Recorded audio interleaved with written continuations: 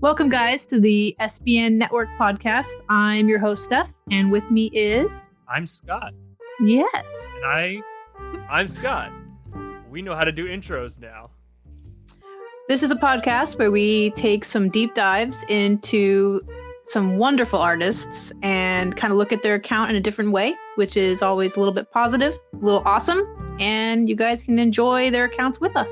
And now that we've gotten more professional, I try not to say any dumb stuff. Mm-hmm. And I try to at least always end on a good note.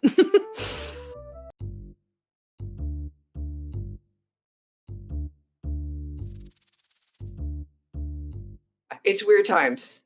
I don't know if we should talk about that at all. We could talk whatever you would like. This is your time with us. Or we can also try not to depress people. Exactly. They already are.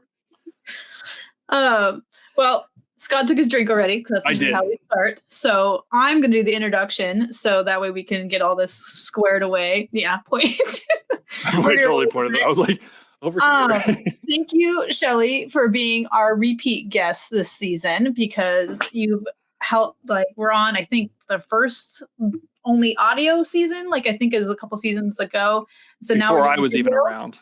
Yeah, Scott, you were always around, but just in support. And we wanted to welcome you because you've been around. I pulled it from 2012, but I think from when we talked, you've been around your whole life, pretty much. Mm-hmm. Since you could hold a camera. Shelly's been a camera photography awesome person. But as far as toy photography for right now, I'm going to put it at 2012. You can correct me if it's a little bit earlier than that. But yeah, it goes farther back because you were a flickerer, weren't you? No. You never flickered? That first photo that you found, Steph, back from 2012, pretty much first toy photo. Oh my gosh.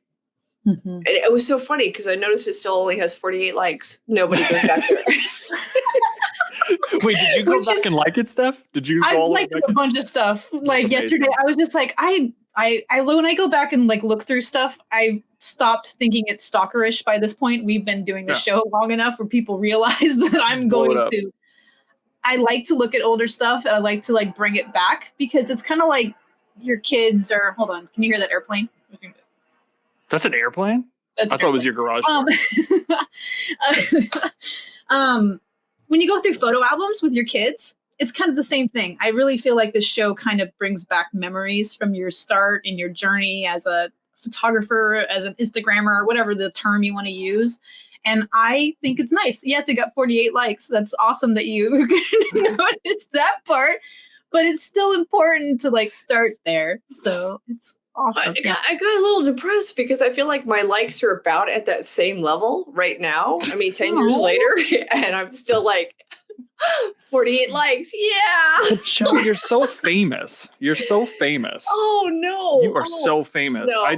I talk about it all the time. You're an icon. And I mean that. Like, I wish that was just an exaggeration, but for old people who have nothing better to do with their lives. Sure, yeah, something like that. That's me.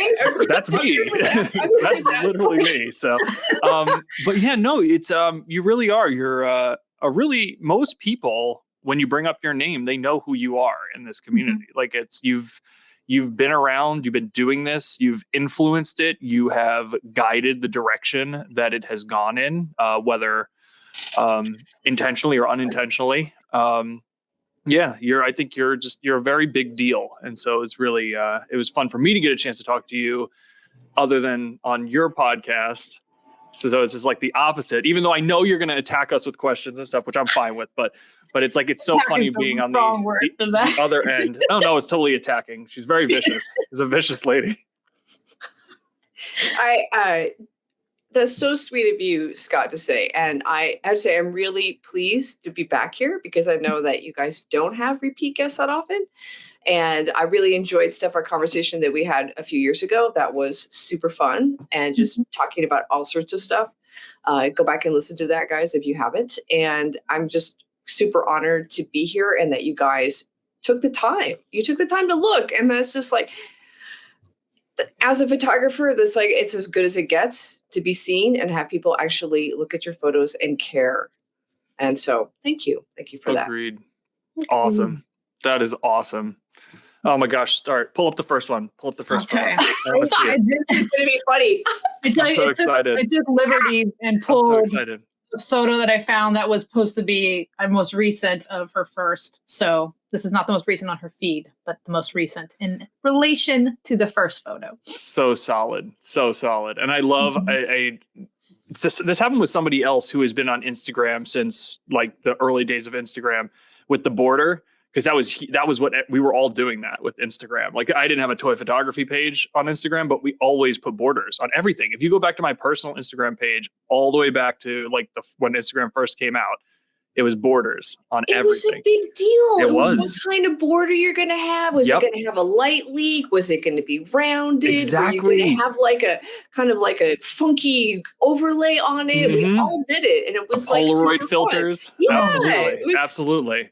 Yeah, and then we all had to get so serious. We did. Everything's so serious now. And then everyone complained because they wanted to have full frame and this and that. And everyone's like, what's the right pixel size to upgrade it so it's not compressed? And I'm like, Jesus Christ, people. Just let it go. Fucking social media. I know. If people are going to look at it for like 0.02 seconds. I know. Does it really matter? No, I know. And it is funny though, because Instagram became like this monster. I mean, you look at like what people do with it now compared to, how it started. But it's the same thing with YouTube. I mean, you look at YouTube and the direction YouTube went in, and it's how it became this marketing monster. What is it? What are they? The joke is Instagram is the new Amazon. Yeah. Yeah, absolutely. I've actually going back to Flickr because it's really inspiring to see photographs, full resolution, look beautiful. You can see them large on your. I admit I do it on my desktop, and to see real photographers take real photos. Mm-hmm. Mm-hmm. I used to use Flickr prior to toy stuff. I used to just do it as almost like a digital portfolio, basically. I used to keep all kinds of just anything I shot, stuff that maybe wasn't website worthy. I would still throw it up on Flickr. Like I'd put like the things I was really happy with there, but I'd also just put photos up as like documenting time and whatnot. Mm-hmm. And it's there is something about Flickr that I miss a little bit of that. I miss that mentality. I don't think we weren't thinking about. You could still like and comment on things, but I don't think we were thinking about it quite as much as people think about it with Instagram now. I think people are much more aware of their insights and their followers and their, likes and comments. I think Flickr was more like you really did it because you wanted to send somebody a message and connect with them. So I doubt they have as many ads on there too, so you actually just get the content and not all the noise, so it's probably nice. There's no ads. Okay, so you guys want an explanation of what this is? I really do. Why this is like that? Why it started with this? Yes. Well, so the whole thing started because my husband gifted me a Series 1 collectible minifig Lego for Christmas. I'd seen him at our local brick convention the October before, and I saw him a whole series on the wall like for $50, and I said, I want that for Christmas. And he delivered. Yay, awesome, right? And then we were just screwing around, and I think it was in January, and people have been poking at me quite a bit to get on Instagram with my underwater work, but I never did, because back in the early days, people were more concerned about copyright, theft, who owns it when you put it on there. I mean, there was all sorts of like issues, so I wasn't really ready to put up my professional work on there. That still comes back around every once in a while. I feel like every few months there's this big explosion where people start going like, make sure you repost this or Instagram's going to steal your stuff. So I totally understand that. So. Yeah. So it's like, what do you do? So I'm like, I don't know. So I just opened an account, and this was my very first photo because I was messing around with these guys, and I pull this photo up quite a bit for when I'm doing my workshops. And because it's like, we all have to start somewhere. And this is like literally the world's worst toy photo ever. I mean, for Lego, it's like, what's the subject? Is it the kid in the background? Is it the figure? He's on a base plate. I mean, what's the background? I mean, it's terrible. Yeah. So it's like, okay, got to start somewhere. And then every once in a while, there's always a challenge of recreate your first photo, right? And so my son and I have done this several times, and we did it once and he was grabbing at the figure and the figure was just walking. But lately, last year or so, I've been doing a lot more things flying in the air. So we did it again last fall, and he's been driving our blue Jeep a lot. And we go off-roading now because we have 2 Jeeps. So if you got 2 Jeeps, clearly you're going to have to take them up in the mountains. And I really wanted him behind the wheel because he's 17 and he's like I said menace on the road. But that didn't work out, too far away, lens choice, etc. So we recreated this, and he's all about just grabbing things. He's very grabby. So there you go. This is how we ended up with this. And he's a good sport. Good. I love it. I love that these two side by side, just really perfect evolution of you. Again, you're looking at a snapshot into what has become your creative process. It's the juxtaposition is absolutely fantastic. Skills are better and more cognizant about storytelling. And lately I've been diving down a deep hole of metaphor. So it's like, okay, this is the question is after 10 years is how the heck do you keep inspired by doing this other than just buying the latest toy? I mean, you could only store so many action figures in Lego. I mean, you got to do something with them. So how do you stay inspired? And that's kind of my evolution. Absolutely. It's I love that. I love his hand in here too, because I have a hand photo in mine, which is kind of fun. A sun hand. It's interesting though, because you were a photographer before you were a toy photographer. So you still see that you were thinking in even though this is a snapshot, you can still see your geometry in it, which is really fun for me. Like I always like seeing that. It doesn't look like just any other person just like taking a picture of a Lego. Like there is framing here, even though it is just a snapshot. And even though the subject is, questionable, whatever, but you still can tell that it was a photographer who took the photo, which I think is really fun. And I absolutely love that. I love that. Don't you have this question that's like, are we photographers or are we toy collectors? That's a good one. Because if you Shelly, I don't see you I know you collect and I know that you have your own space for your collections, but I don't know if you're a collector in the means that you display everything. So that is a question. I mean, do you? Yeah. Do you display anything? Only because I can't find space to put it away. Yeah. But other than that, you would not you don't have a spot where you here are my Legos. Welcome to my Lego life. That's a tough question because there's Lego in every single room in the house, without a doubt. Display, that's a whole nother issue. And some of it is just I built it and I don't know where to put it, so I'm going to put it here. Okay. There's a lot of that. And there's boxes of Lego sets everywhere, and I'm just too lazy to put them away. It's really bad. It's very sad. No, I'm not a collector though. Not I don't have a modular city up. I don't have all my dragons out displaying them. I don't have cases for stuff. No, but it's a question that we ask ourselves. Is where do you fall in this? And it's a spectrum.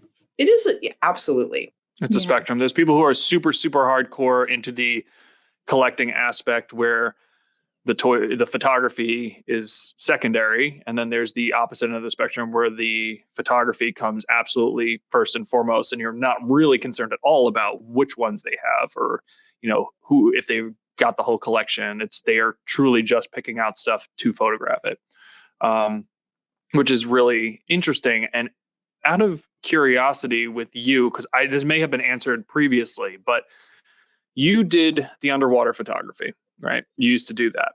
And were you interested in Legos at all during that time? Or did Legos and toy photography kind of happen simultaneously? Or was it more of a I like Legos. They're fun. I get them periodically or get them at Christmas time once in a while just to make myself happy. You know what I mean? What was What does that timeline look like? What was my gateway drug? Yeah, what was your gateway drug? Like, what got you hooked? What ruined your life? Okay, so my family was because they've all left Lego. They have literally the house is full of Lego, and we're trying to decide what to do with it. I think it'll probably end up all on the market, except for my stuff. So they got into it first, and it started when we started going to Disneyland around Christmas, and my husband discovered the Lego store, and then he rekindled his love of Lego, and next thing you know, the house is full of brick. Mhm. And there was no place in that world for me except for sorting, and which I enjoy very much. It's very relaxing. But I don't know. I saw somebody else take a figure of a toy, and I'm like, ooh, that's kind of cool. I should do that. And then that's where it sort of started. And then slippery slope, got more into it. Then my daughter got a job at the Lego store for 2 years. Oh, God help you. Oh, it God. was she had quite the discount. Boy, that was Mhm. crazy. You don't come back from that. No, that was a crazy couple years. So she was my dealer for a while. Mhm. And Yep. now they've all left. And I'd have to say, though, looking back, because we all have this time in our life where we have to just like reassess where we are in the world. Yeah. Call that whatever you want to call it. And I have to say, Lego and toy photography pulled me out of that nicely. Yes. It's good. As it should. As it should. It's a good drug then.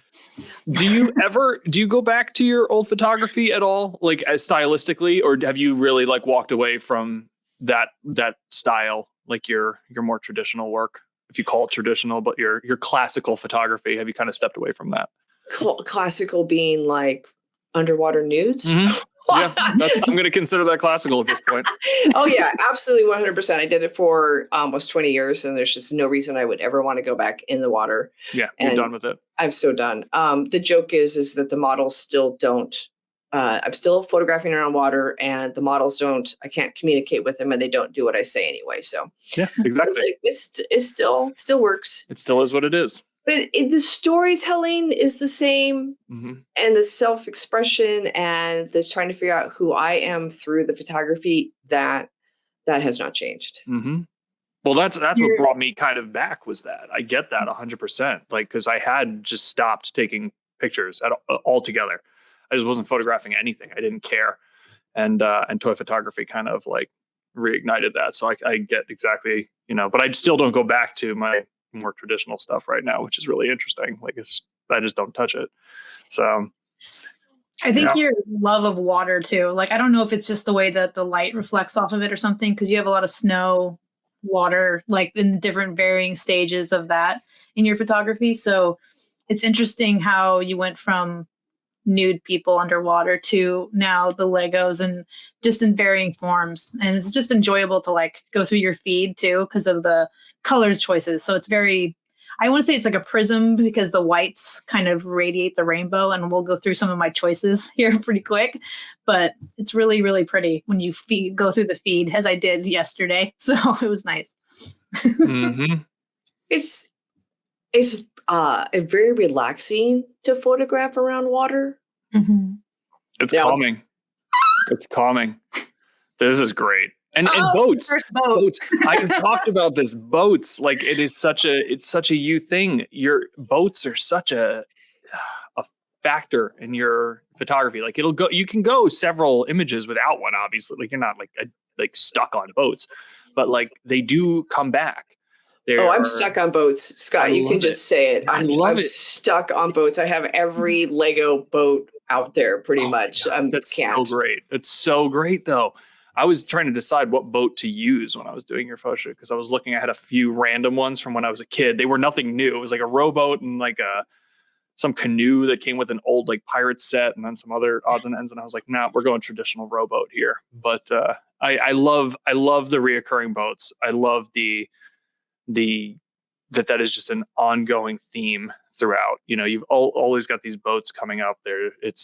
And even when they go away again for a little while, boats will show back up in a few weeks. And I like that a lot.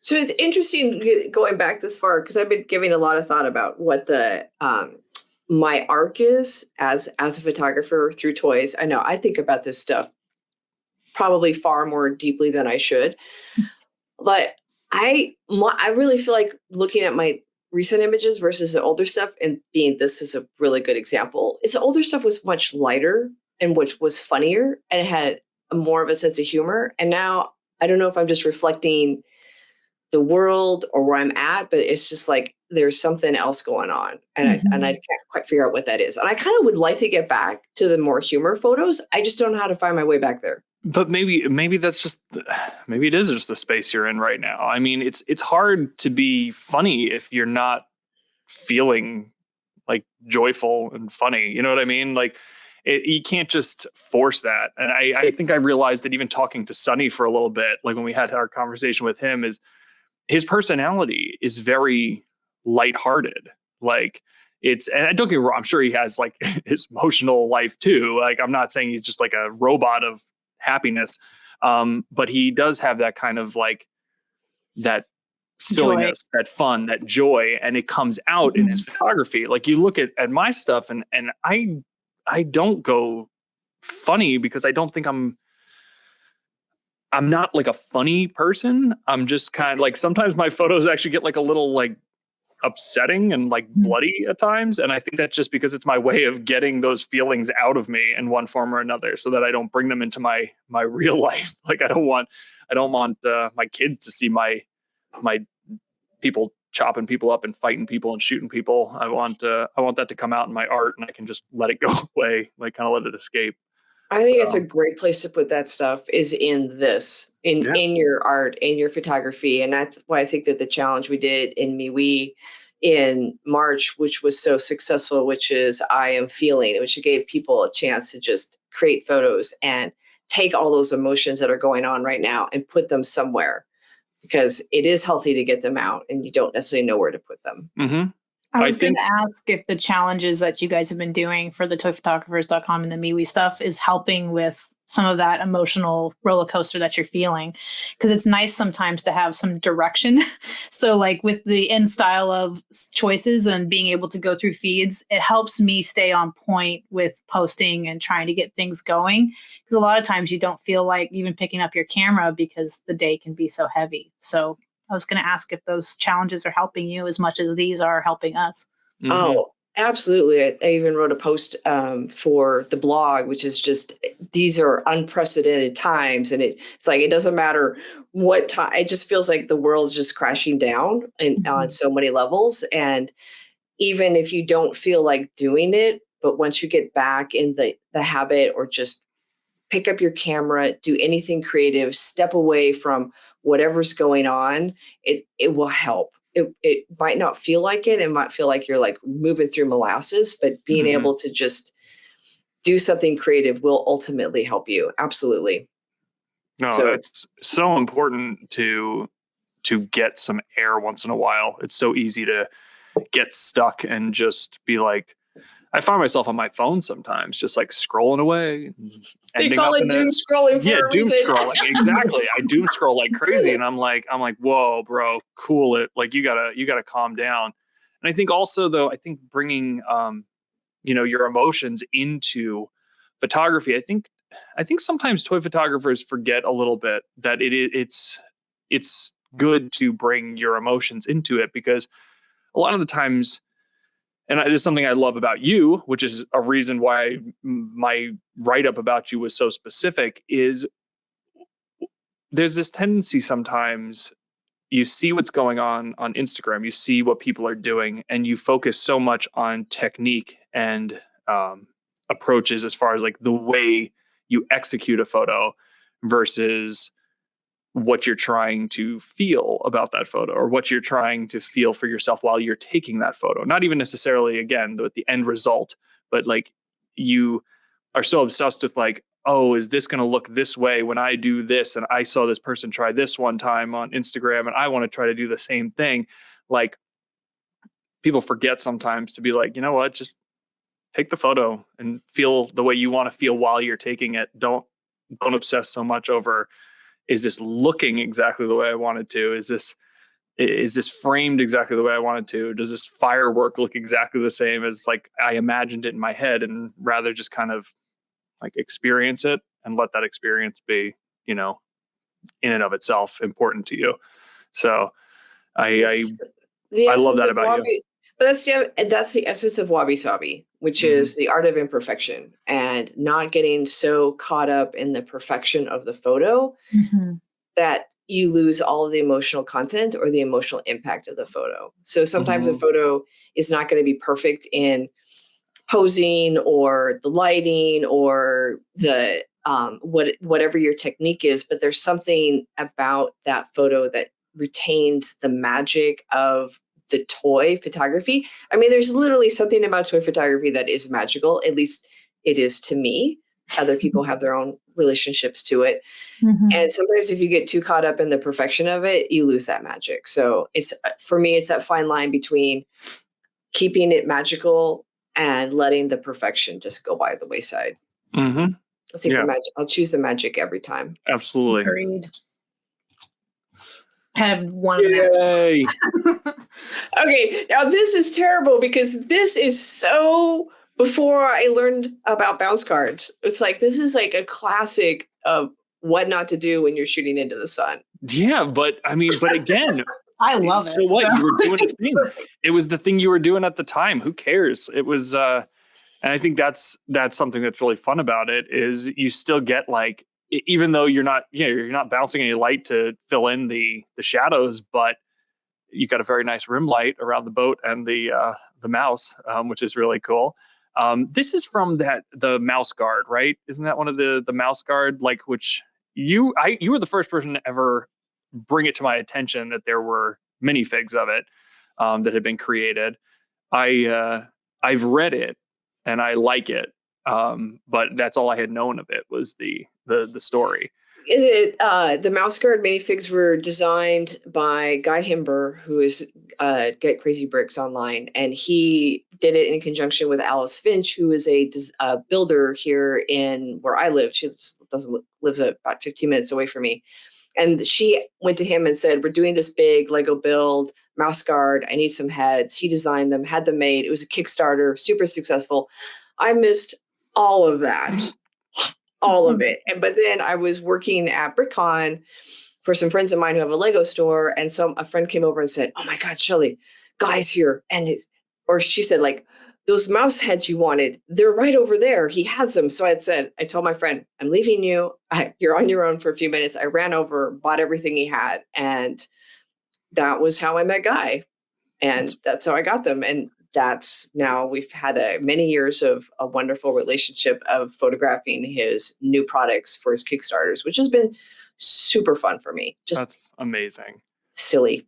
I love them. Yes. Yeah, they're adorable. Do you I mean, obviously you're part of the Lego community. Do you like being a part of the Lego community? Is that a home to you? Does it feel like a family at this point? Like, okay. Yeah, I go into a con and I'm there and they're like, these are my people. Yeah. These geeky people, these are my people. I mean, it's like so the first time I sold my work at a convention, that was really weird because it was like, I'm so far off the beaten path as a vendor. I'm not reselling sets. I don't have custom minifigs. I don't have all the things that people sell at those things. I mean, I'm selling like art. And it took a while and they're all like, I don't know what to do with this person. But now they welcome me and I've got two conventions that I do and they welcome me and have lots of fun and I don't know. They're my people. Yeah. You found your space and it's really cool. And I have to say you can probably speak better to this, but the Lego community seems like a pretty good group of human beings as a whole. And it seems like there's a lot of positivity surrounding your crew, which I can speak to this as somebody who is part of the Star Wars community. That is not always the case. And I feel like there's something really, I love the way that Lego enthusiasts interact with each other on social media and stuff. I see a lot of, again, that more like family vibe. And it's always impressed me as somebody who's not a Lego person looking inward. I'm like, God, you son of, I hate you people. They're all so happy and nice to each other. So many hugs. Okay, well, there's two things that come to mind. One, it's like any family. Yeah. We got our drama. I mean, it's there. Don't worry. It's there. Okay, good. It makes me feel a little better that Okay, you guys are at least sometimes like slapping each we other. got drama. Okay, But good. so one of the things I do is I started doing part of my pivot for the, COVID was I started doing workshops online. And one of the things I talk about is toy choice, and the toys you choose are going to determine the stories you tell. And you cannot be serious with Lego. Mm-hmm. It's just not possible. Mm-hmm. Because it has to do with the fact that the figures, their faces are very cartoony. They could be anything. I mean, it's basically kind of what we tell you they are, versus an action figure. It is literally, it is Black Widow. It is Spider-Man. It is Batman. It is literally comes with all that baggage with it. Yeah. And I think that's why people like Stormtroopers, is because they don't have a lot of baggage, or you can make anything you want. But so there's a seriousness around action figures that's hard to break away from. But Lego, you just can't be serious with it. So when you're playing with something that is, cartoony and silly, it just leads to more, I think, a more joyful experience.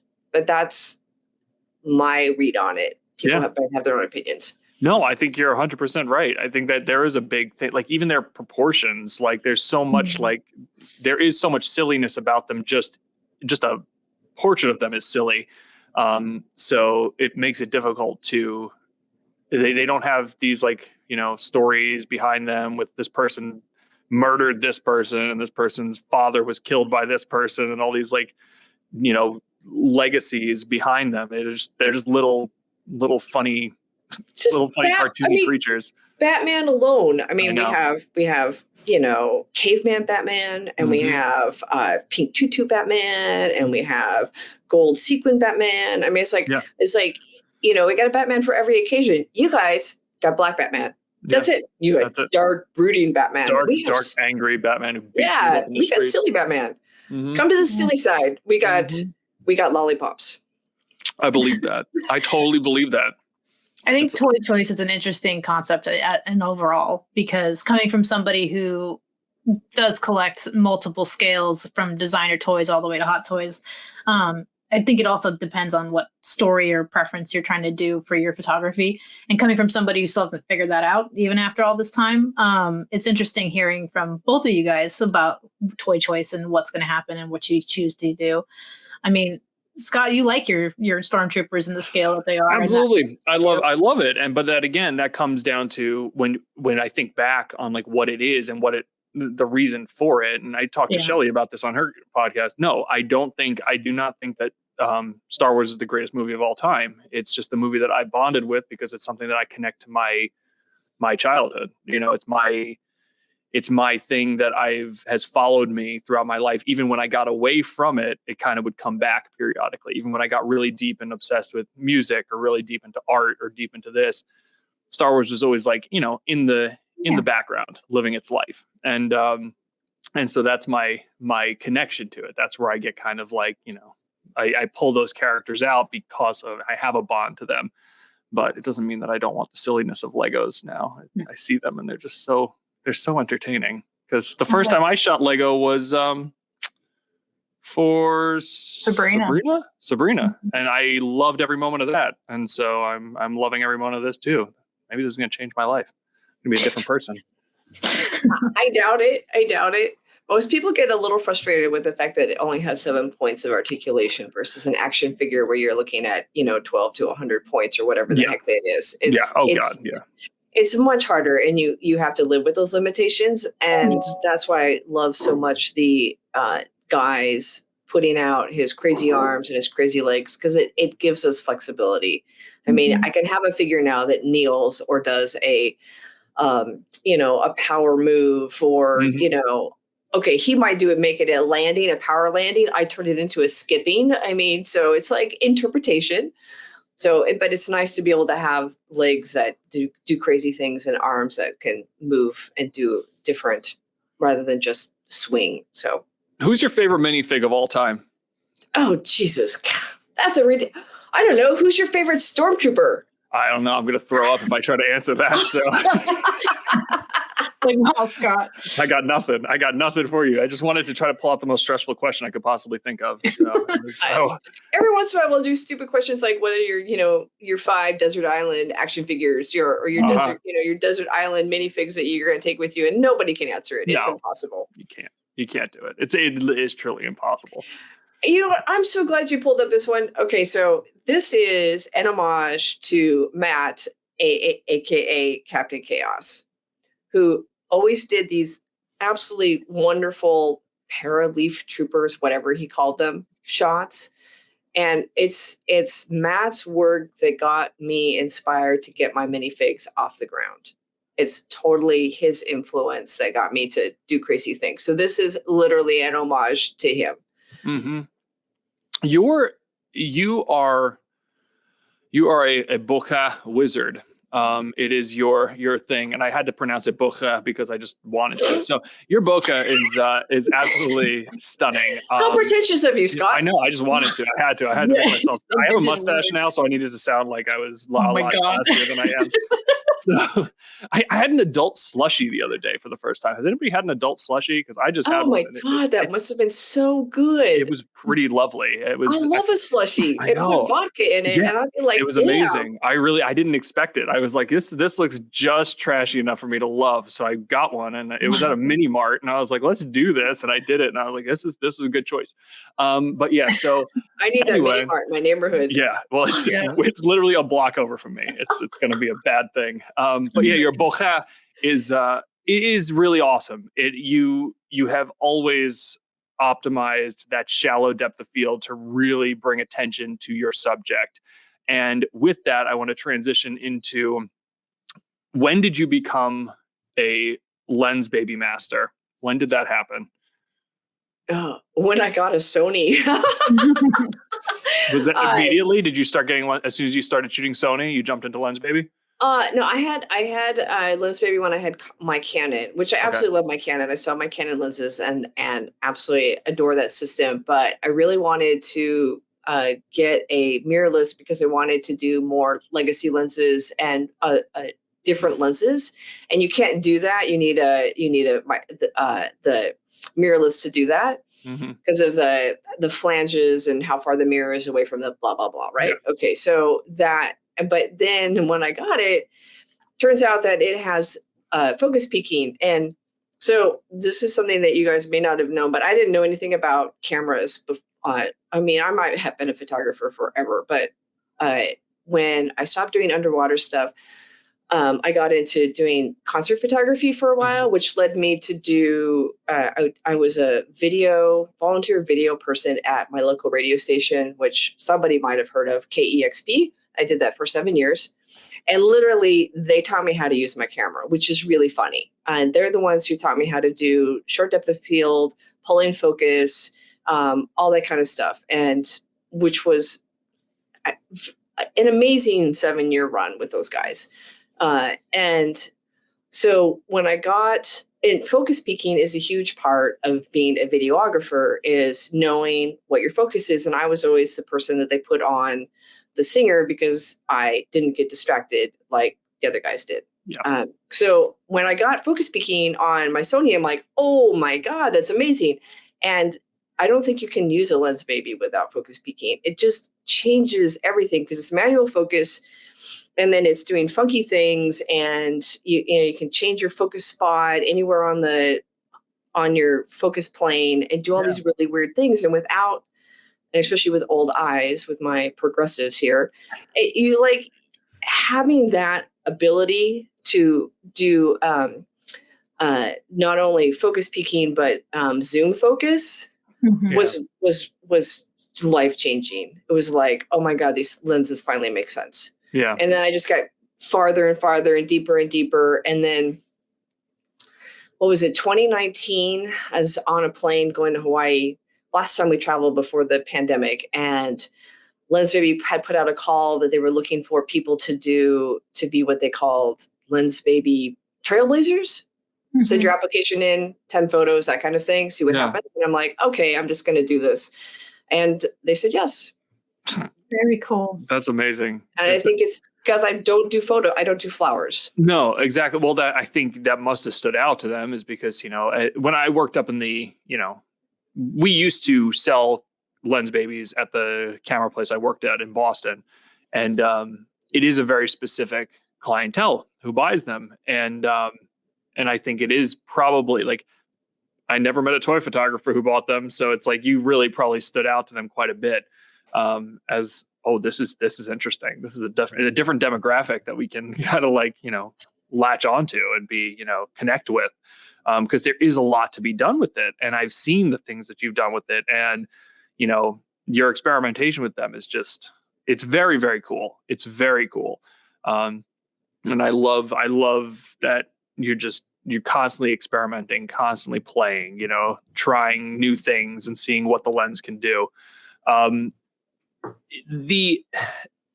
many different lens babies do you have? Like, what are like some of the different versions? I'm just curious because I've seen like a handful of them, but I know there's like, they have a whole bunch of different things that you can do where you can like tilt and turn and it changes the outside. Like there's all kinds of crazy things. Well, you can do their standalone lenses and they do have those. And I'm, in my other life, I'm a bookkeeper, which makes me, and my husband and I are artists and we've been self-employed for 30 years, which makes you learn to be frugal because, you never know. Right. So I'm a frugal person when it comes to lenses. So I looked at the Composer and I'm like, oh man, I make an investment in this. And then I can put any optic in it over time. Right. So I can add, and the optics by themselves are pretty inexpensive, a couple $100, which in the world of photography, is actually not that expensive. Yeah. So I have the Composer, which gives me more options. And then I have, over the years, I have at least 8 different optics to put into it, maybe 9. And then they set a couple. So it grows. But so this is how it goes for me, because people are like, well, what's your favorite? So I started with the Sweet 50. So if you're looking to start with something, the Sweet 50 is probably your best bet.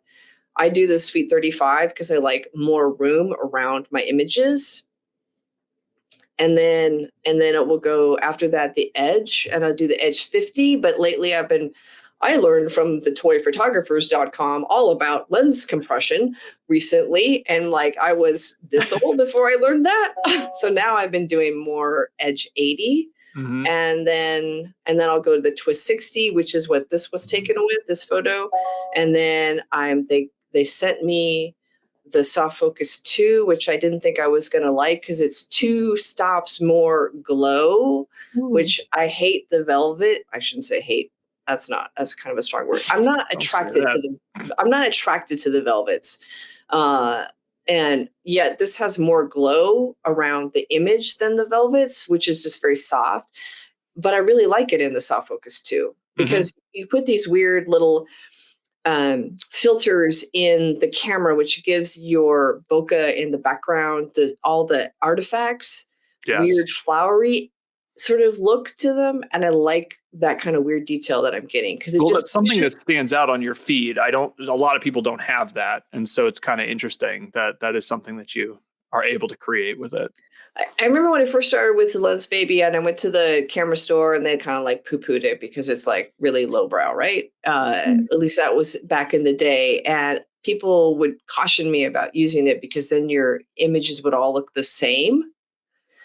But I don't think they do because there's so many different choices as to which lens you're going to put in the Composer that I have a hard time figuring out which lens I use from time to time. Camera guys and tech guys and whatnot can get really can be jackasses. Like it kind of become like, they're like gearheads and they just get really like obsessed with something new comes out and all of a sudden, oh, don't even talk about that anymore. Let's talk about this new thing. No, you don't want that. That's not worth it. You're not going to have fun with this thing. And as somebody who witnessed it all the time, granted, I love the guys that I worked with, but like I have had friends who are very, very adamant about, this is the way you do it. You don't need that. You don't want this. It's like, okay, like, come on, to each their own. Like, let's give people a little freedom to live their lives. Absolutely. And when you think back about my underwater work, which was very slow motion, abstract, colorful, fabricy, swirly. It's like, it was just, I did all lens baby, except I had to go into a goddamn pool in 6 feet of water. Mhm. Yeah. So now I can get that same look, but do it and be able to breathe. It's kind of nice. Mhm. Well, that is interesting that you still you love that underwater feel, even though you're not in the water anymore. Have you gotten in the water recently to do a toy photo?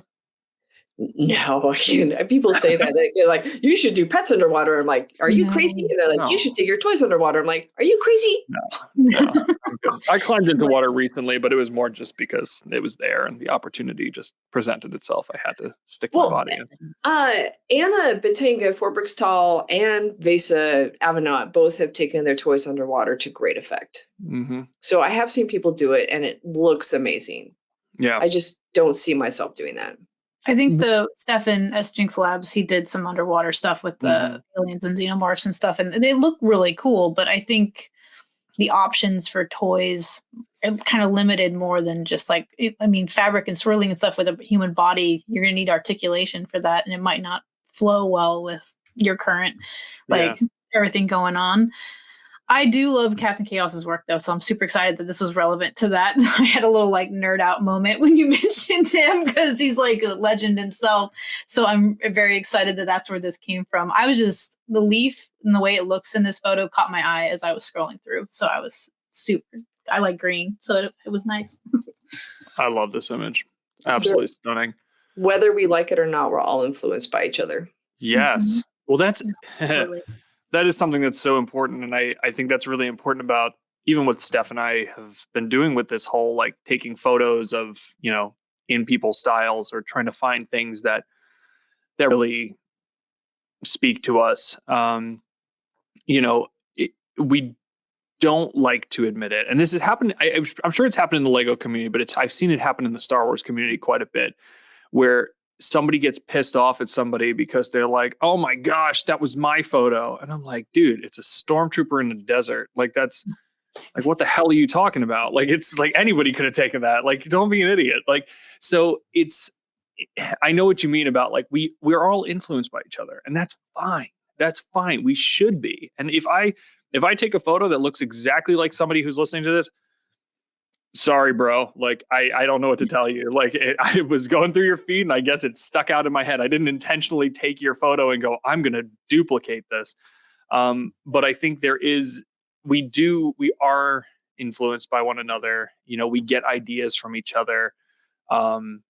Whether it's the story, whether it's the framing, you don't even realize it sometimes. It happens with music. As somebody who is a musician, you'll hear something and you might hear a riff. You're at a live show and you're like, oh, that's pretty cool. And then you forget that you heard it.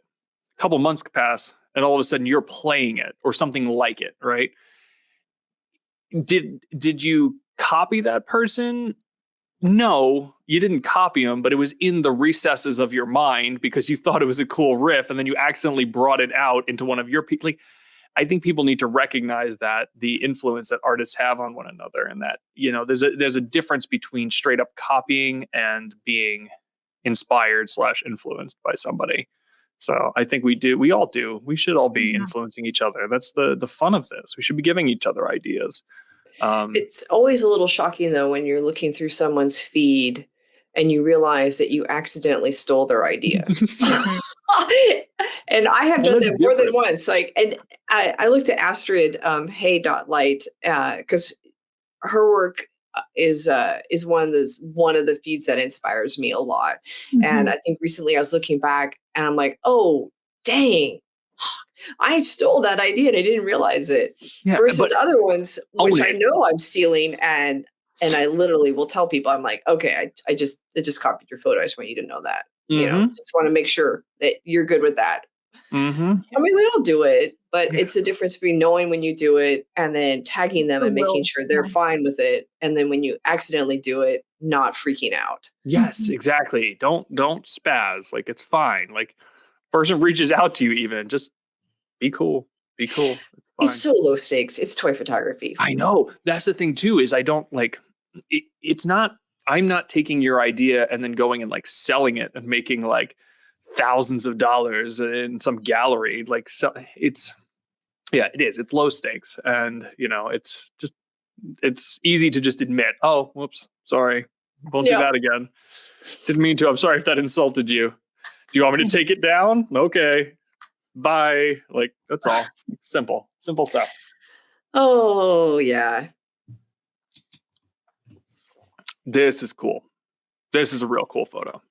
It's just so fun that you're like pulling up all these images that all have stories behind them around other people. See, when I told you Steph is the boss, Steph is the boss. She knows this stuff. She doesn't let me pick photos out. She would never let me pick photos out. I would never allow myself Steph, did you know that?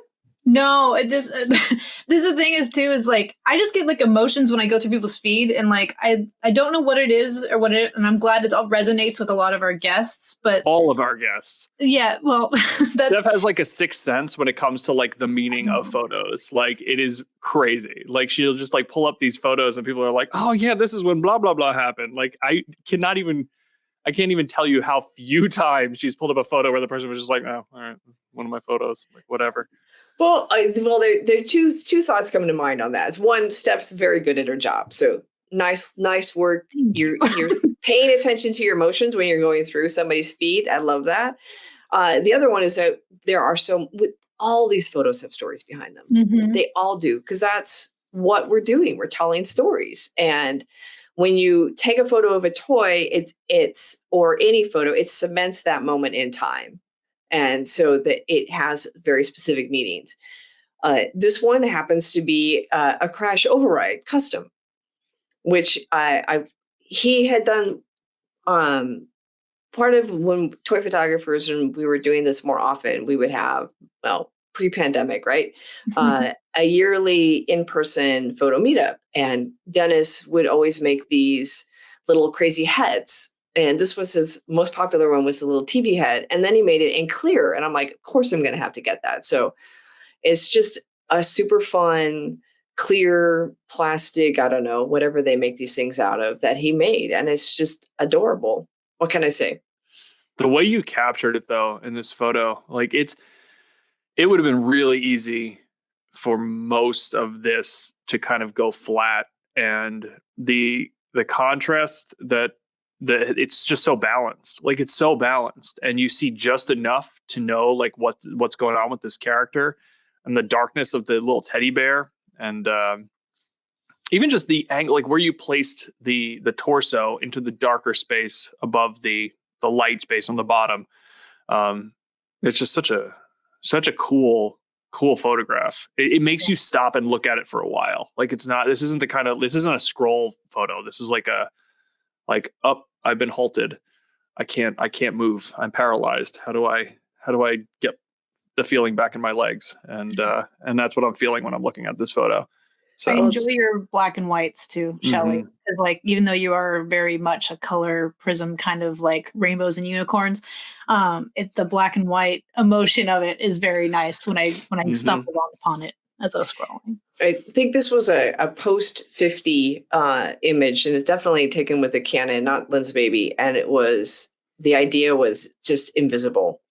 Mm-hmm. And you guys are younger than I am, but there's this thing that happens when you get over 50 that you literally become invisible in this world. And funny. It's so funny you say that. My dad talks about the time when he realized it has to do more with advertising, when he realized that things were not advertising to him anymore.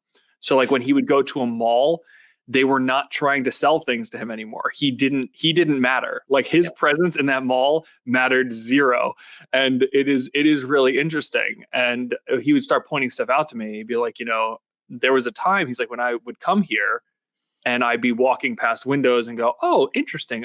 He's like, now I can walk from one end to the other and feel absolutely nothing, because they are not marketing at me anymore. I don't matter to them.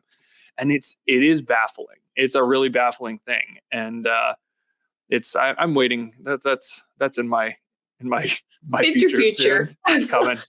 I'm so prepared for it. I already just think feel how it much once in money a while. you'll save. I know, it's great. I'm so into it.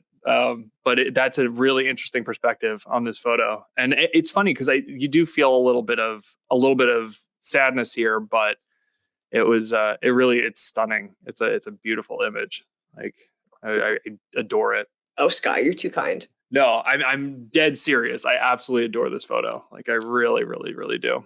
And but I this is too much fun. And I love everything you do. So have another drink, Scott. Here you go. Just keep it going. I'll just keep going. It's so freaking good.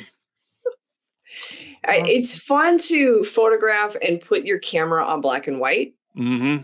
You just hear, you just see differently. Yeah. Mm-hmm. Yeah. Forcing yourself to see in monochromatic is it's an interesting thing. Do you usually use the LCD screen or do you use the viewfinder? What do you tend to shoot through? I used to just use a viewfinder and then I got old and now I'm using the LCD more. So me too. It's hard because I really need verticals and all my images are horizontal right now. And so I really need to like figure out how to get back down on the ground and look through the viewfinder. And I got a Sony last January that had a view screen that did both ways. So both vertical and horizontal, but it didn't have focus zoom. And I'm like, that's a deal breaker. So I took it back and got the other one. And it's hard. I know. No, I honestly, as somebody who always shot viewfinder, I have been probably over the last like 6 months or so, I've been really using the LCD screen a lot just because it's too much of a pain. Like having my face like in gravel is just not pleasant anymore. Like I can't do it. Like I'm done. I used to be fine with it. I just like lay in the mud and the dirt and pick my face up and be like totally good with it. But now it's like, no, I can't. I'm not designed for this anymore. I totally relate to that. More than I should. Uh-huh. Well, you're outdoors too, Shelly. So it's part of the thing is like coming back with your pants coated in whatever. Oh God, yeah. To sit in when you're out. It was a time that I came back with my entire left side of my body completely covered in bruises because I've been lying on rocks for like 30 minutes straight to get the one photo, and I'm like, oh, that's too much. Yeah, it's so funny though. I still would choose it. I still would choose it over sitting at a nice setup table with air conditioning and photographing that way. I don't know why. I still would rather just be laying in mud and water and climbing into things when it's the other week when it was 25 degrees and I climbed into the freaking lake, the mini lake to get a photo like a weirdo. People are staring at me. Look at this lunatic. I'm with you. There's something magical about photographing outside that I cannot capture in the studio. Yeah, me too. I agree. Totally agree. It's definitely calming too. Instead of I feel cramped when I'm like indoors. I shot yesterday for 3 hours in my garage because I got that new Dio, and so I was having a lot of fun. But at the same time, I'm like, okay, I gotta like move everything around, then spin the table because I'm like, I can't just walk around my setup and like figure it out from a different angle. You have to basically shift a room to try to get what you need to get. But yeah, Shelly, have you ever? Like I'm thinking back on your feed and I've gone through it quite a bit. Have you ever photographed Legos within like a Lego set at all? Or do you just typically take the minifig out and like photograph them somewhere else? I think it's coming up. No way. I didn't even mean to do that. I haven't seen the slideshow for the record. Did you find one, Steph? I think so. I can think of that's funny. I can think of another one. Interesting. That's so weird. I really just brought this up because I was curious because I know you don't typically do that. I'm thinking of doing it because I just got like a big Lego set for the first time in years. And it was like an impulse buy at Target. And I was like, oh, this is huge. I want it. And I got it. And I'm like, I might actually use the set to try to photograph and see what happens. But I'm not used to seeing your work with Lego surroundings. I'm much more used to seeing your minifigs living their lives in our world. So I'm not sure if you want to hear the story about this one. So I do. I'll 100% want to hear it. I'll digress from this one for just a minute. So there's two that specifically come to mind, which was Christine and I had done a podcast for Normal, and I took all my modulars and put them in the background. And then my sig fig is staying in the middle of a group of minifigs that are going by in a blur. So that's Lego in the background. And then in the last few months, there's a figure of the Sparkle Fairy Unicorn Princess, and she is at home all snugly and cozy reading a book. And that is in the Queer Eye set. Oh, okay. That's a newer one. It is, I haven't and seen there's that, so in for my workshops, a lot of people are like, "Well, what should I get?" Modulars are really very bad for photography because they're very cramped. Mhm. But the Central Perk and the I think there's the Slovenly Thor set is good for toy photography. The Queer Eye set's good for toy photography. So there's like 2 or 3 sets that are more open Yeah. that are good for setting up little scenes and reconfiguring for if you're not a builder and you want to have a more modular look or a Lego on Lego look. Yeah. But I've never been big on Lego on Lego. For me, the attraction is Lego in nature because it's the dichotomy of that contrast between plastic and nature is to me is where the interest is. Makes sense. Makes sense. All right, so you want to ship in a bottle, eh? Do it. Well, then Let's I'm going do to it. try to do this without, being dissing on the mothership too much. So back in the day, Lego, all their PR photos were Lego on Lego, right? Mhm. And then stuck in plastic, and I don't think Brick Central had really taken off at the time, was they started this whole line of idea sets. And this was one of the very first ones, ship in a bottle. And they sent it to us and said, could you please photograph this? And I'll give you all free sets, and then we're going to use your work in marketing. And that's how Lego started with using the toy photography community to create interesting images for their marketing campaign. And they had a very specific request for this one, which was love in a bottle. And so I had to make love and stick it in a bottle and take it outside and photograph it. And they wanted a whole bunch of other stuff. Now they're much more circumspect about what they asked for. It's like, here's your set. Go have fun. Yeah. Go do whatever you want. They're Because not if as forced. well, no, it's not that it says forced. It's that if they can't, then they don't have to pay you. That's very smart. That is really smart. Well, that's so like if they tell you what to do and they say if they give you a prospectus and say we need these images and give you a shot list, then then that's an assignment. That's and a then job. they have to pay you. Yeah. And I did a few of these, and then I'm like, no. Yeah. Well, that's like the Bill Cunningham thing, as he says, like, once people start paying you, that's when they can tell you what to do. That's why you don't want to get paid. Like, just don't get paid. He's like, I'm not going to tell you how to do it. But they are paying you. Yeah, they are paying you because in their eyes, giving you the set is a payment. It's and you do have to turn in your photos in a timely fashion, an X number. So it is, in my opinion, a job. Yeah, with very little reward except for exposure. Yeah. And I got better things to do. I just my life is busy, and it was fun to do. I enjoyed it. It was a good challenge, and the ones that I have done has made me realize that there's no way in hell I'm ever going to photograph for anybody for money because it's not my forte.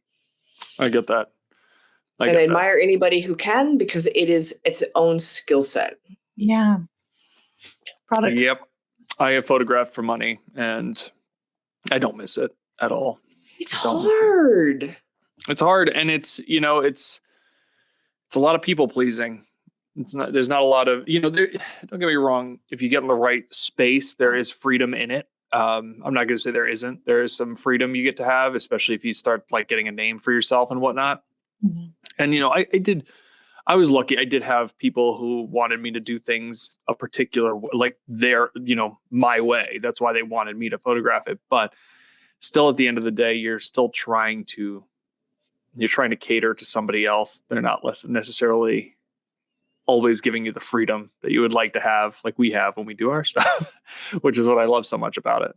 I'm a people pleaser, and to send work in and not have it be used.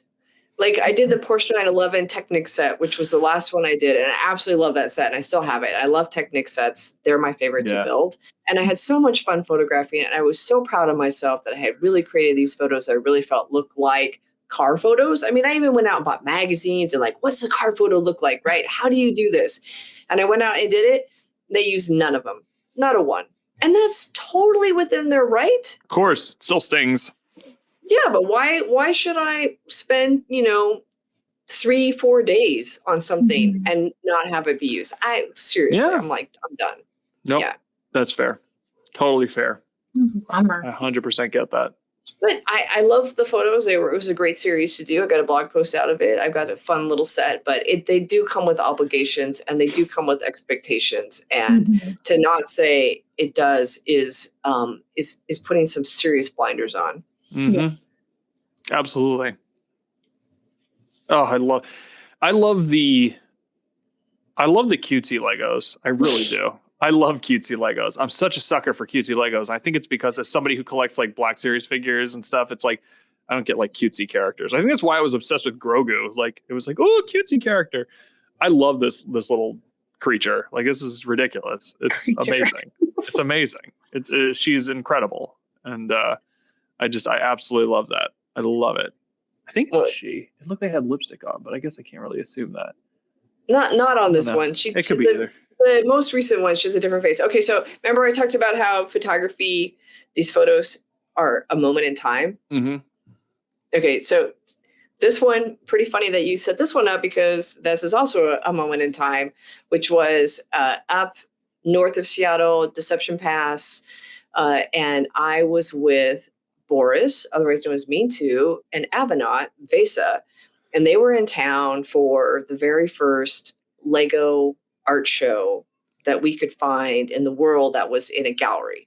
Mm-hmm. And it was the three of us, and Boris and I had started Stuck in Plastic, and Vesa, Avanaut, everyone, who has not been inspired by that man? Yeah.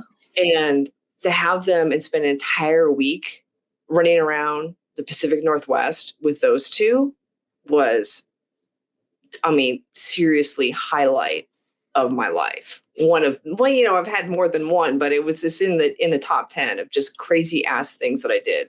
And this was taken on that weekend or that week. We were up doing our touristy thing. Super fun. And then it's also kind of like when she first came out, and then she has morphed into a pretty special figure for me. Yeah. Once in a while, like it depends on who's on here. I don't always point out like photography stuff just because it's not always worth it. But I love so many specifics about this image. I love those little sprouts of grass. It's not glass, it's grass on the left side. That's like just absolutely lovely. But this is where I feel like once in a while you look at somebody's work and you see how they're subconscious or maybe conscious. I don't know. I don't want to assume that I know what's going on in your brain, but like those shadow lines that go across from shoulder to shoulder, and then the one that goes from elbow to hip, and then the wand, there is a sliver, the tiniest sliver of space between the wing and the wand that is absolutely incredible. And the wings on the right side, her left, the point comes right into the elbow, and it's like little things like that just make me stop and go like, holy shit. Like this person thinks when they pose a figure. And again, it could be subconscious. I don't know. It might just be the way your brain ticks. But I love stuff like that. I love little details that make what looks like a simple photo, because it seems simple, right? It's like a single minifig just hanging out, living its life. But little tiny details like that, I can't stop looking at them. It's that crazy part of my brain that I can't shut off, that I'm like, what? So I love that. I absolutely adore it. You're too kind, and you give me way too much credit. Way too much. But you know what? I'll take it. I look at it and I'm like, this is kind of where my style started. You can start seeing it emerge. Mm-hmm. I like the upper right hand corner, the darkness and how she is set off by that darkness, and how the wand separates the light from the dark, and then how the little bit of grass is just that little bit of movement and the soft curvature line pointing back at her, so you don't wander off the frame. You come back to her. It's a start. It's something. It's something. The bottom, like you have like your texture where you kind of have like that clear crisp for like the bottom grass parts. You do that in like most of your photos. You always have like a little patch of like the actual texture of the nature that you're at. And I always come back to that piece. And so when we get to my style, that's what I was trying to accomplish, is because for somebody who shoots outside, I almost feel the location and the moment with your stories, with who you're with at this point, kind of grasp and ground you with those clear perspective. So it's nice. Mm-hmm. No, Steph, I didn't even see that. And like, yeah, they're so small and so detailed. And I just love that structure there. It really does. It matters. It's significant and something that people forget about sometimes. Thanks, Steph, for noticing that, because I really do appreciate that line of focus and where it's running through the frame, because it is what anchors you. It's what you can come back to. It's where that line is. And I find it really interesting where it can land in a photo. Yeah. Plus, I always like a good texture. Like if you have like a good bark or a good like even snow crystals like you have sometimes. I think that's something, I think toy photographers, I think we really enjoy that because we're looking so macro. That texture matters so much to us because like we can find a scene in anything if we're like really looking, because of the fact that we're looking for these little tiny pockets of just like interesting materials and interesting foregrounds and interesting, backgrounds and stuff. Like we don't need it to be like when you're taking photos of full-sized beings, we don't have to worry as much with small little scale things, because when you're shooting humans out in the world, you're dealing with what does the entire natural scene look like? Is there a house in the background that's kind of ugly? Are there going to be cars here? Is there traffic? Are there streets? Like when you can think this small, you can really focus on those tiny little like plant details or rock details or and really accentuate them without having to worry about there being like an audience of people in the background that's going to spoil the image. Well, the action figures 6-inch and above, so the 1/12, 1/6, it's not really macro photography when you're at that level. It's just photography, and it's a whole nother way of looking at the world and scaling for authenticity versus Lego minifigures. You're clearly in the macro photography world, so it's approaching it like it is macro photography and looking for what's interesting in the environment and how you can abstract it, how you can bring that to your story is a huge part of it. And then also once you get down on the ground and you see everything at that level, it just changes. You can take the ugliest environment ever and it becomes interesting. That's what I love about small scale. You ready for mine? Take ugly crap and make it look cool. Go for it. Let's see Steph. Let's see what she did. Yay, Steph! Oh, no, I got one more of yours. Oh, one more of yours. What the hell is that thing? Like, please. What? Which part of it? That dinosaur creature thing. You have the most fascinating minifig collection ever. Like, what is that? Where did that come from? That's a dino dude. So I don't know. I have no idea what that particular Dipothosaurus or whatever kind of. I'm not a dinosaur expert, but yeah, that's one of Guy's creations. One of his crazy ass weird things that he created, and it's 2 minifig legs and a minifig body and head, and it's just this wonderful, crazy dinosaur Lego. I'm a freaking genius. I get a whole mess of them. They're fun. No. What lens baby was this? What were you using? Oh, this is a Sweet 50, probably. I don't think it's the Sweet 35. And what I did is the butterfly is hot glued to wire, and then he's holding it, and then I just took the wire out. Yep. So that's what all that blur is. So it's really, I'm only focusing in the upper right-hand corner, and then everything else wide open just goes to that crazy blur, which I'm kind of moving, not that I'm moving away from it because I do like the blur, but what I'm doing more is I'm taking the curve out in post. So it's not quite as obvious because it can be a bit much. And this one's probably a bit much, but he's rushing after the butterfly. Absolutely. Oriented. Yeah. Yeah. He's going very fast. He's a very Let me fast see if this works now. I need to count my images before I go. So. Yes. This is in the bathtub because I wanted a water source, but I didn't want to go outside yesterday. And so my son is jumping in the bathtub because I needed more bubble movement, but it was like it wasn't going to work. But we had some fun yesterday. So this is amazing. What is that thing now? It's a Redstone Golem from one of the Minecraft sets because the Lego sets that I own are obviously 6-year-old boy Lego sets. So I have a lot of Ninjago and I have a lot of Minecraft. But I wanted to get something a little more colorful and I wanted to get it running. But when I wanted some water splash, but I realized that would be more Steph, not more Shelly if there was lots of flying debris. So I love that you picked your focal point as the main character in the front. That's a very Shelly. I was trying to get that little splash of water to be the grounding for on the scale and everything, but I was really hoping to get some cool water blur in the back, and he was not jumping well enough. We made a mess though.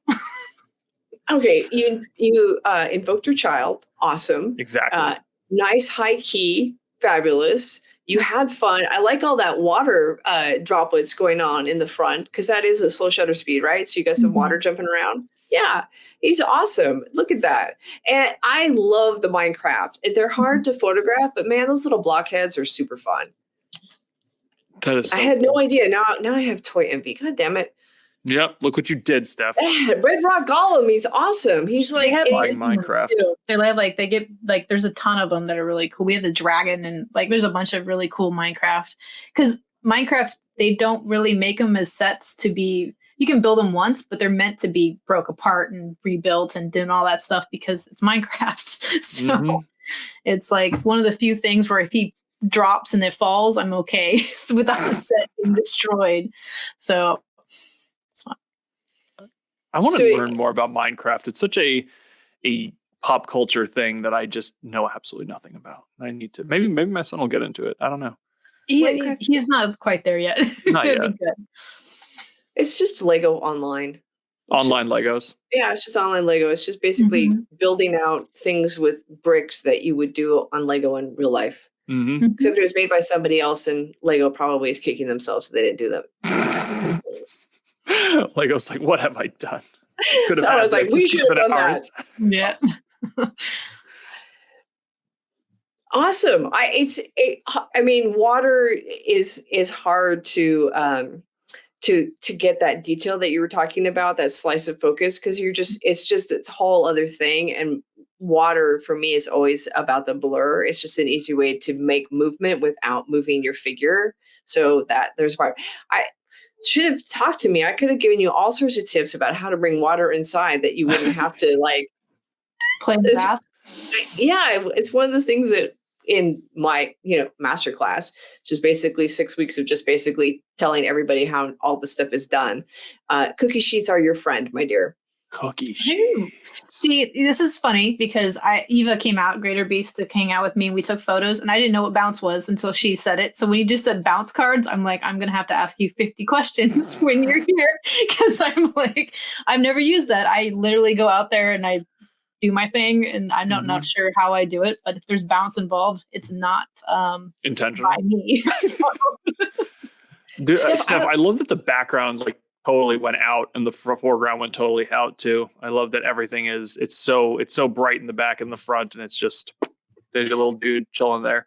But it's to focus on the hand, focus on the hand and on her. Yeah, and everything else is blurry in the middle. Yeah, it's just so you have it. Yeah, so you understand where the focal point of the action is, because those things you're just drawn right to that, and everything else is just sort of accessory, additional information in the background. Yeah, Which I also like respect with your stuff, because I tend to now layer stuff because I want the figures, if there's multiples in there, to be able to have multiple focal points.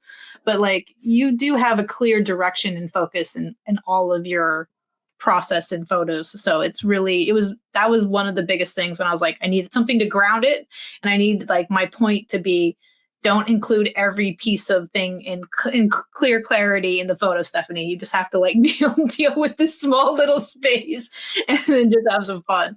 So it's part of this, like you knowing that someone's going to look at your image for like 0.05 seconds. So the story has to be super clear, no extraneous details. And then the other thing I try to impart on the people who take my workshops is like, whatever is going on, whoever's in the frame doesn't serve your story.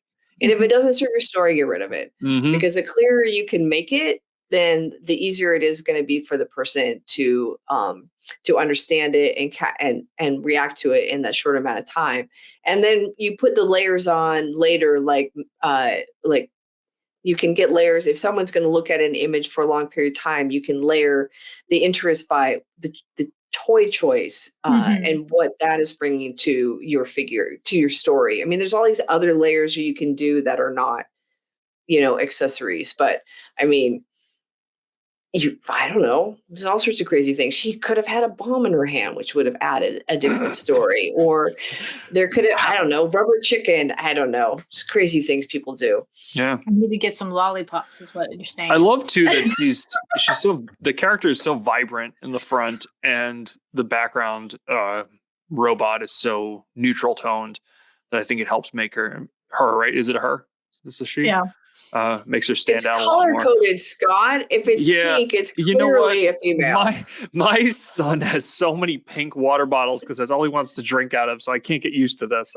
I struggle with the pink and blue rules. Amazing. Well, you're clearly not a woman, because if you're a woman, you would understand the subtext of our culture without even having to think about it. Subtext. I'm not super observant, apparently. But so Steph, why did you choose the female figure and not a one of the other millions of? Because I was trying to get something that was not blue and green, which is my initial format. And since there is more, I saw pink and I was like, perfect. Because like I was thinking, I don't have any unicorns or anything like that of a Lego scale, and the Golem's so gray. I was already going to be pretty white with all the bubbles, and Bath is just kind of bland anyways. I was like, I need something bright, and I saw her and I was like, that's perfect. Plus my son let me know that they're both from Minecraft Dungeons, so I got them in the same universe, so I was super proud about that. Kept it canon. Good job. So that's only a purist is going to appreciate that. Absolutely. Yeah. And there's some purists out there that are going to love it. I got a thumbs up from a 6.5-year-old, so I was stoked. Perfect. Gold. We're good. That is the gold standard, isn't it? If the child likes it, you're golden. Who cares about the adults, man? Agreed. Absolutely. All right, Scott's is next. Scott broke the internet with this, so I'm just gonna. But I mean that transitions into mine. And I'm assuming that nobody actually reads most of my captions, so I'll explain kind of what happened here. But I took the first photo, which was the first one I posted, and Elliot was like playing outside at the time, and he came up, and I was about to do my battle droid photo that I had been planning, and he just started kind of like asking. He's like, can I do something with this? He's only 2.5, but he was like trying to interact with it and stuff. And I was like, well, after I'm finished, I will let you, I will let you do your thing. And I just I swear to God, my head, in my brain just was like, you know what, Scott, fuck you. I swear to God, it was instant. You're an idiot. How dare you? And I stopped and I was like, whoa, okay, well, stop it. Stop my photo. So I was like, no, you know what, bud, let's do it. What do you want to do? So we went over to, we have what used to be the well in the backyard, but it's not a well anymore. It's just a slab of concrete. I said, go ahead, set it up. What do you want to do? So he's been really into pine cones lately, and started grabbing pine cones and rocks. And apparently he explained to me the grass are blankets So the battle droids needed blankets because they were cold. And he just started setting it up. And I put my camera down on the concrete slab and just started kind of shooting. So I was watching him mostly, but I was just kind of taking photos intermittently. And I realized, I was like, okay, yeah, I had completely lost the idea of everything that you talk about, Shelley, like as a photographer, and everything I've ever listened to you on, any podcast I've listened to you on, any discussion I've listened to you on. You emphasize the importance of the why and the process, and you rarely put emphasis on the final image. The final image is, again, like I kind of explained it, it's secondary. It's, if you end up with a good photo, cool, but it's the points, the space in between those two, point A and point B, that really, really matter. And so that's why I really started focusing on this. And then, like, even at one point he asks me, he's like, because he has his own little camera now, and I was like, do you want to take a photo of it now? And he's like, no, I want to use your camera. And like every part of me went like, I'm not handing my 2.5-year-old my camera. And then I went, no, shut up, give him your camera. So I gave him the camera, and he just started trying to take pictures, and he got nothing but the sky. He ended up like he'd push the button and then turn it up, and it would like, get the sky and whatnot. But the importance of that too, I realized kind of what you stand for and what you represent in this community is, again, that image to him at the end did not matter. He didn't care. He didn't care what it looked like. He didn't care if it made it on the computer. He didn't care if it made it onto Instagram. At the end of the day, he created something, and he's done with it now. And now he's walking away. And so that's why I think this photo was kind of what I wanted it, what I had intended, what I should have intended the direction of your photographs to go in. And I still took the photo of the boat and a jumping character and whatnot, but this was kind of what kind of encompasses what I've always felt you represented in the toy photography community, is this idea of experience, playing, getting your feelings out. And then if you get a good photo, good for you. If you don't get a good photo, who cares? Like, whatever, you did it. You had some fun. You enjoyed it. And that's really the more important part. So there's my long-winded explanation. Solid parenting points. Yeah. So it was important. And I think he just, again, he had fun. He did not care, again, what the image looked like. He just wanted to try, and he saw I was doing something, and he wanted to connect with you, Scott. Mm-hmm. He wanted to connect with his dad. And he knew that he knows instinctively that toy photography is important to you.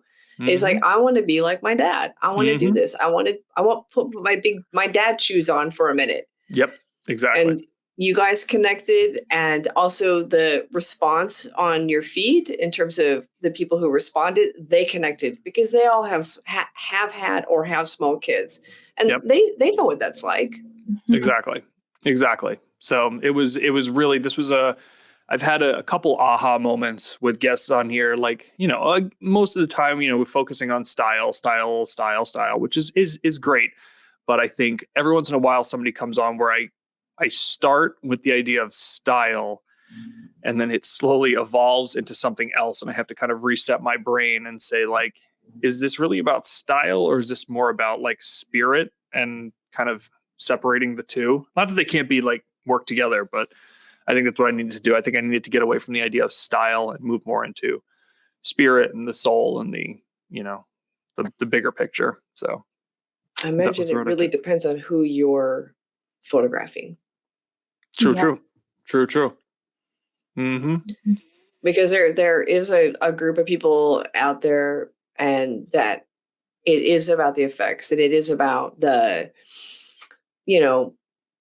technical aspects of it. Because photography is all about the technical. I mean, that's where it all starts. Is like, you have to understand your camera. You have to, well, you don't have to. It helps. It helps to understand some basics, and knowing that. And some people will go down the road where that is where their challenge and their joy and their play is learning the technical aspects and creating what's in their mind technically and putting it out there.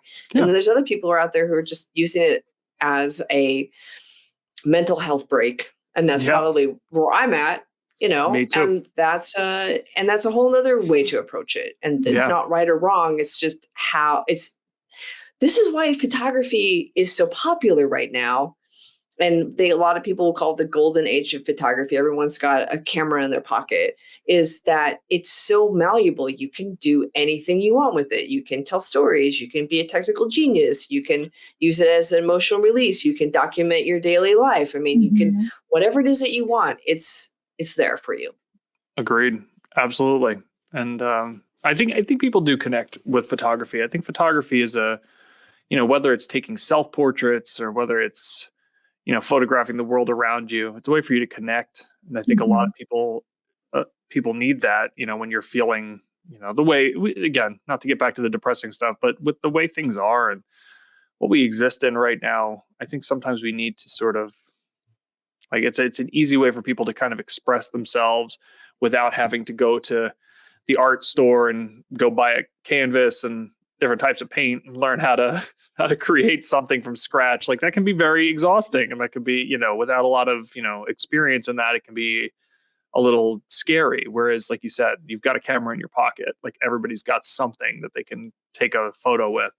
Why not, experience the world through that lens. So there's that. And then he takes a swig of beer because it makes everything better. Absolutely. And that's it. It's gone. Oh, more boats in water. Oh my gosh. Or buckets in water. Freaking unicorn creatures. I got to get some of these. These are amazing. Okay. So she's a custom. I made her. Okay. She's unique. It's beautiful. She's a glitterified. So beautiful. And it took me a long time to realize that this is my alter ego. We all have them, right? Mm-hmm.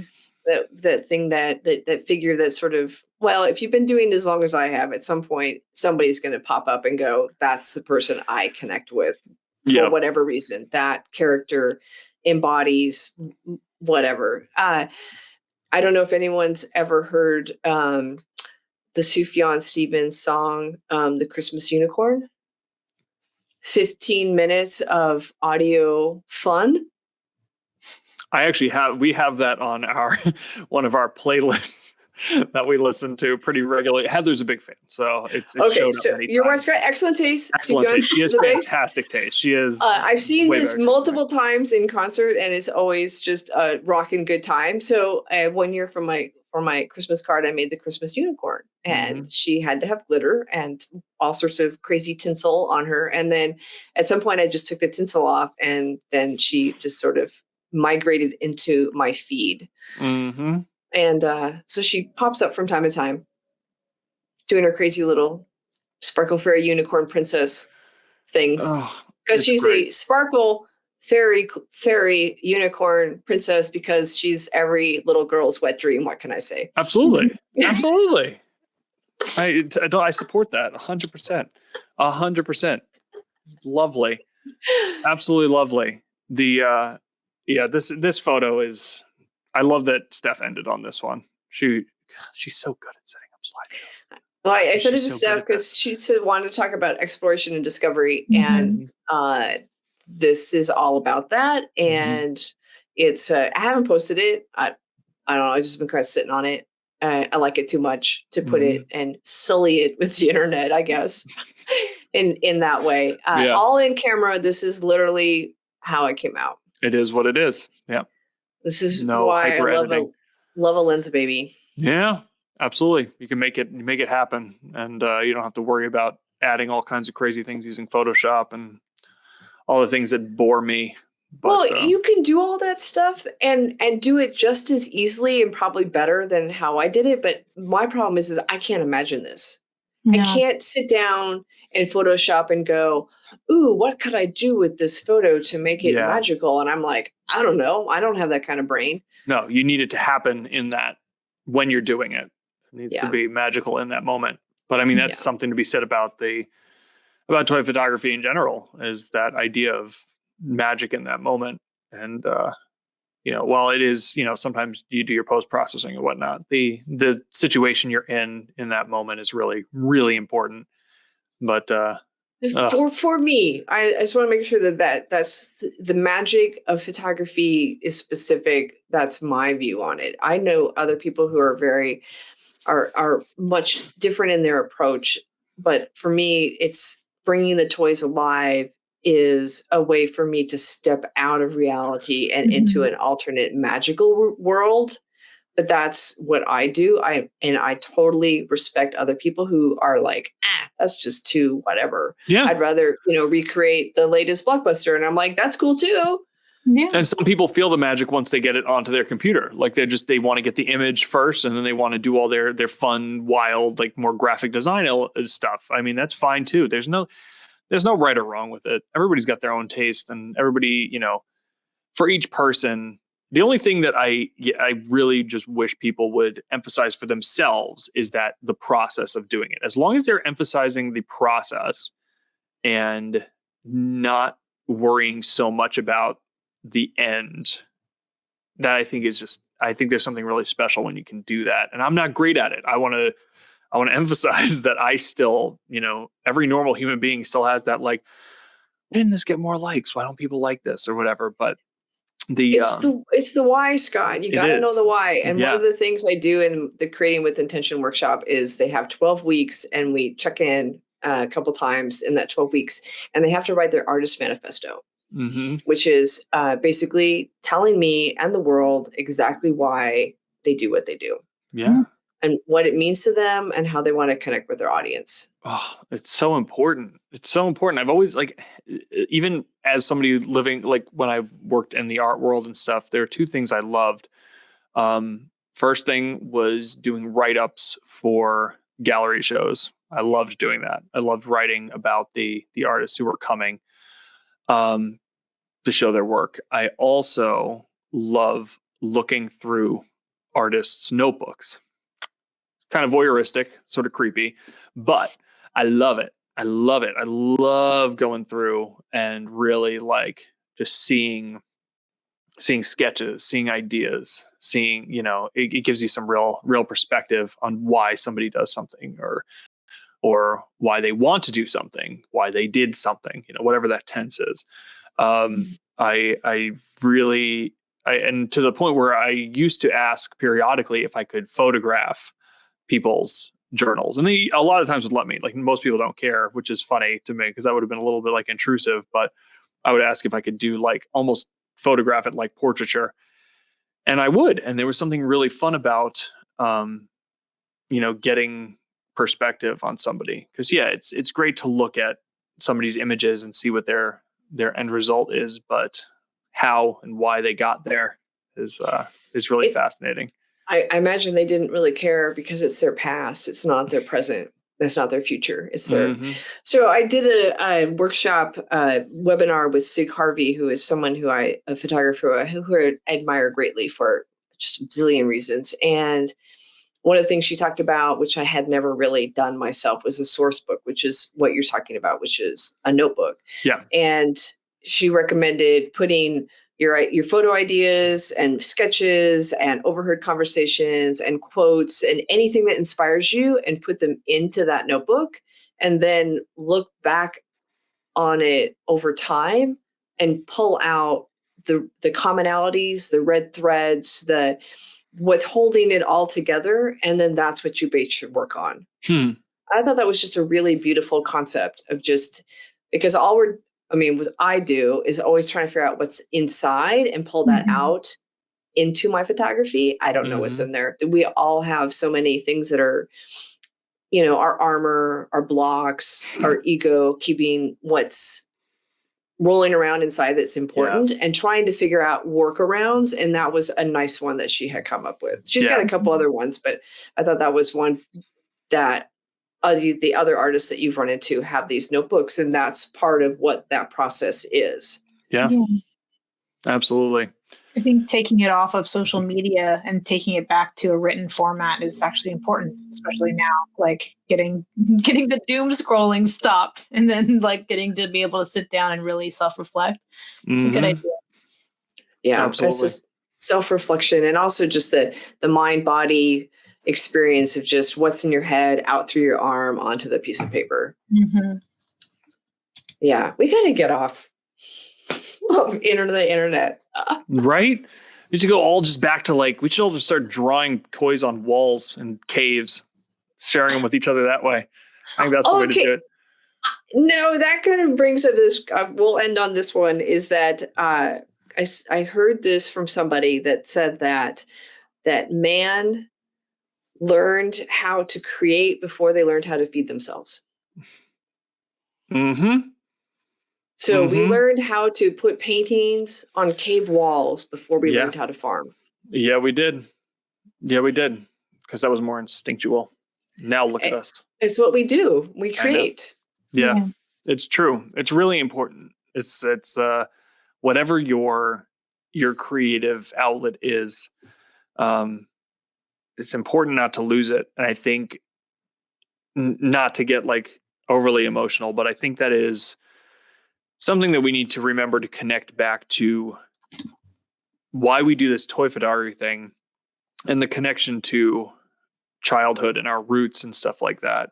Where we came from, like why we played with things, why we created these fantastical stories in our heads as young people and whatnot, and not to lose that, because it's very easy. And I can say this as somebody, when I went off to college, I stopped buying Star Wars things completely. And I think it was in my head, it was, well, now it's time to be an adult. Now it's time to do adult things and, make money and save for a house and a car and all that stuff. And I stepped back from it, and it took having Elliot and realizing that no, you don't need to stop experiencing and having fun and being silly and creating things. Like that's not something not just for 5-year-olds. Like you get to keep doing that until you're dead. Like, and you should keep doing it until you're dead. Because it's not worth stopping. So yeah. Kids are a gift. Yes, they are. Quite a reminder. So. And play is important. Doesn't matter what your age is. Oh God, it is. Wish I hadn't forgotten that for a decade of my life. Oh my. Okay, did we go deep enough for you guys? 10 years forgotten. But did you want to? You're back now. I know, it's true. Exactly. I did not give up. I made it back. I came back. I somehow survived the decade and like reemerged a better version of myself from prior. So go figure. But Shelly, seriously, you, and again, I know you hate this stuff, but you are super, super, super freaking important in this community. Truly a voice of brilliance, in my opinion. And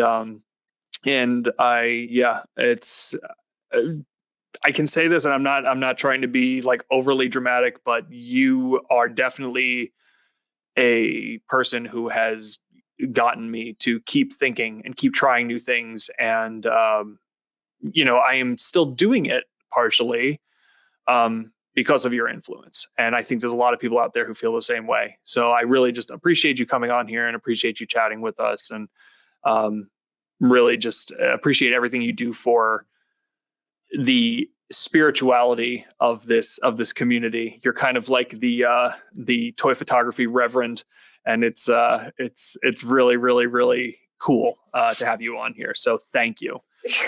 Thank you for your voice. Thank you for your creation, and thank you for being a badass. I'm gonna cut you off. Enough. Absolutely not. No, you shut up, Shelly. You don't get to tell me what to do. This is our podcast.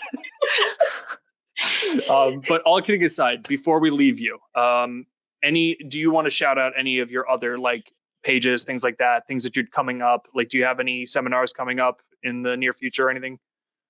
Okay.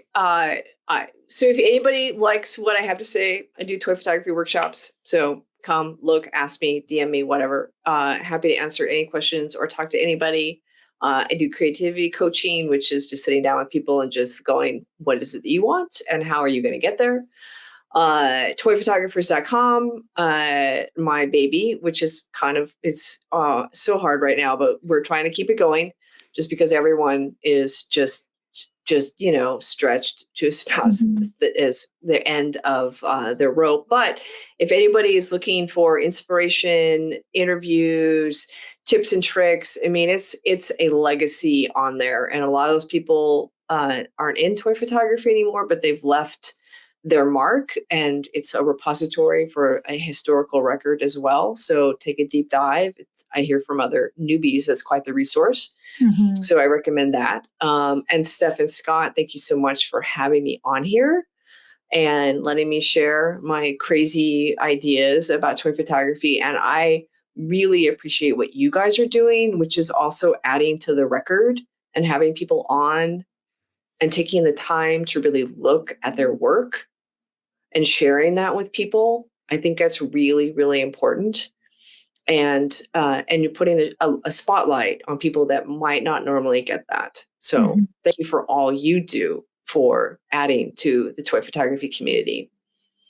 Oh, I mean, I really appreciate it. And Steph, we are going to kick it in a couple weeks, which I'm super excited about, which that's kind of like post, and Scott we'll